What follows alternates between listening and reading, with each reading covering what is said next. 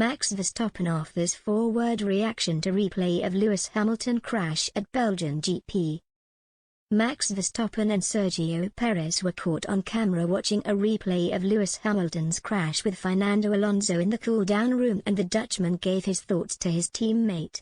Verstappen started 14th on the grid and avoided some of the mayhem ahead of him to eventually take his 9th win of the season and arguably the easiest of his career.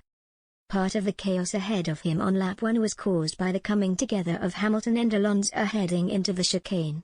Hamilton tried to overtake his former teammate on the outside, but Alonso was unwilling to give up the place with the two coming together and the Brit flying into the air. The 7-time world champion crashed down hard to the ground and tried continuing in the race, but he was soon ordered to pull over after too much damage was done to his car. Perez had a bird's-eye view of the crash on the track when he was battling with George Russell into the same corner, and almost collided with Alonso on the exit of the chicane. But Verstappen was seeing the incident for the first time after his race win when replays of the crash were shown in the cool-down room. Perez and Verstappen stood there glued to the screen as onboard footage from both Alonso and Hamilton was shown. When Hamilton's onboard footage was shown, it made clear just how hard Hamilton came back down to the ground after being flung into the air. "That's a big hit," Verstappen could be heard saying to Perez.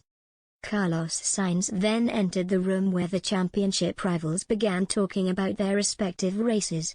Verstappen pointed out that the tire degradation was bad around the Spa track, to which Sainz replied, "For you know."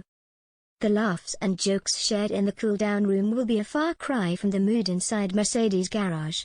Promising results in both France and Hungary before the summer break hinted that Hamilton and George Russell would be back and closing the gap even more to the championship leaders.